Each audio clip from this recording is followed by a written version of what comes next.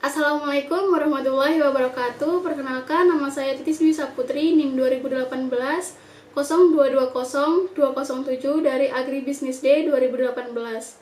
Video ini dibuat untuk memenuhi tugas mata kuliah Teknik Konseling dan Analisis Problem Solving, yaitu mereview buku karya Milan Kuber yang berjudul Management Consulting: A Guide to the Profession, edisi keempat, bagian chapter 22 yang menjelaskan mengenai konsultasi dalam transformasi perusahaan.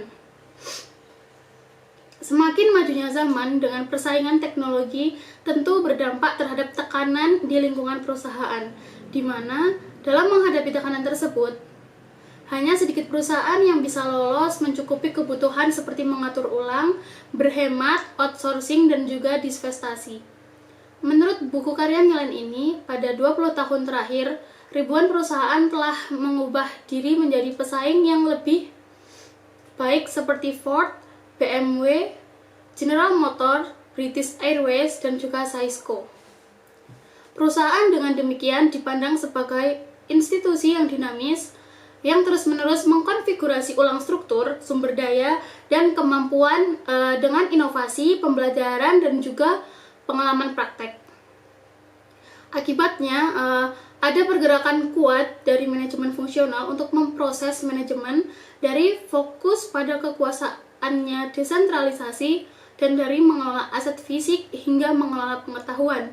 Semua ini dan perubahan mendasar lainnya membutuhkan kerangka organisasi yang tepat untuk bekerja memfasilitasi dan mendukung mereka.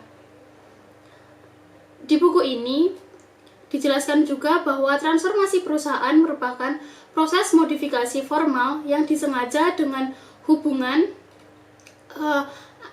antar komponen organisasi atau mendesain ulang proses kerja atau penundaan dan penghapusan elemen struktural melalui outsourcing, perputaran, menjual, dan mendivestasikan bisnis serta memodifikasi keuangan perusahaan. Mengapa harus melakukan transformasi perusahaan? Hal tersebut dilakukan dengan tujuan untuk mengubah cara perilaku bisnis dalam hal yang baru,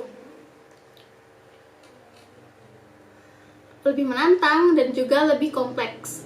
Transformasi juga bisa mencakup modifikasi struktur keuangan seperti pembelian saham kembali, mengurangi rasio utang atau ekuitas, dan juga menerbitkan saham baru.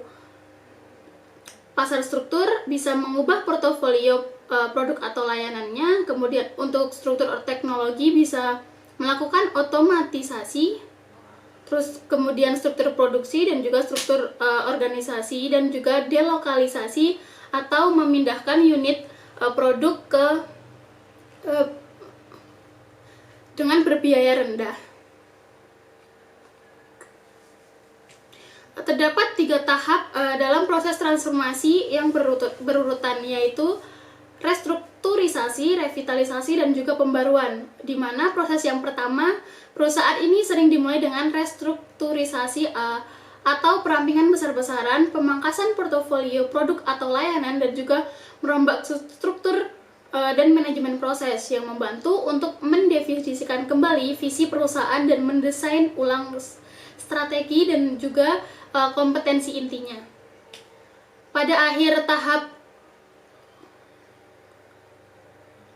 restrukturisasi ini, perusahaan mencapai ambang batas minimum profitabilitas yang memungkinkan bertahan, tetapi tidak cukup untuk memulihkan daya saing. Kemudian melakukan proses revitalisasi, yang artinya peningkatan atau pertumbuhan dan profitabilitas perusahaan. Upaya tersebut mungkin termasuk mengidentifikasi yang baru peluang dan kompetensi bisnis, serta aliansi strategi untuk diakses peluang dan kompetensi ini dengan bantuan orang lain. Ketiga dan terakhir yaitu tahap pembaharuan atau pembaruan, di mana perusahaan berusaha untuk terus terlibat dalam mengidentifikasi dan menghilangkan pemborosan, membangun dan berbagi kemampuan baru dan meremajakan strateginya, sehingga mewujudkan aspek restrukturisasi dan revitalisasi di waktu yang sama. Pengalaman dengan transformasi organisasi selama 15 tahun terakhir mengajari kami beberapa pelajaran penting. Pertama, transformasi bukan hanya tentang mengurangi biaya, meningkatkan profitabilitas atau rekayasa ulang, melainkan tentang orang-orang dan keprihatinan mereka untuk menciptakan kembali strategi dan proses manajemen, dan harus melibatkan seluruh organisasi sebagai organisme sosial. Itu harus didorong oleh ide baru, konsep baru, dan juga persepsi bersama tentang peluang. Perusahaan tentu tidak sendiri dalam melakukan transformasi tersebut. Pada hal ini, biasanya ada bantuan dari konsultan yang dipercaya oleh perusahaan tersebut. Salah satu tugas pertama konsultan dalam membantu transformasi organisasi adalah mengidentifikasi beberapa alasan penting mengapa perusahaan perlu melakukan atau merestrukturisasi dan membenarkan upaya yang tidak akan kecil, di mana manajer dan karyawan bersama-sama akan menghadapi banyak keputusan sulit. Konsultan manajemen biasanya membantu klien untuk menangani bersamaan dengan dua masalah utama. Yang pertama yaitu mempersiapkan organisasi untuk transformasi dan mengidentifikasi dan mengatasi penolakan terhadap perubahan.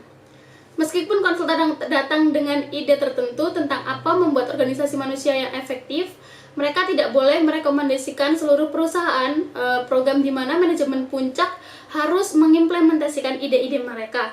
Mereka harus lebih mengandalkan pada merangsang dan mendukung proses penemuan dan belajar. Jika keyakinan dan nilai perlu diubah, jika perubahan muncul dari karyawan partisipasi dalam memecahkan masalah, dan jika tujuan perubahan adalah untuk menciptakan organisasi pembelajaran, kemudian perusahaan konsultan besar memberikan paket solusi tidak akan selalu berhasil. Terima kasih, sekian yang dapat saya sampaikan. Apabila ada kurang dan lebihnya saya mohon maaf. Wassalamualaikum warahmatullahi wabarakatuh.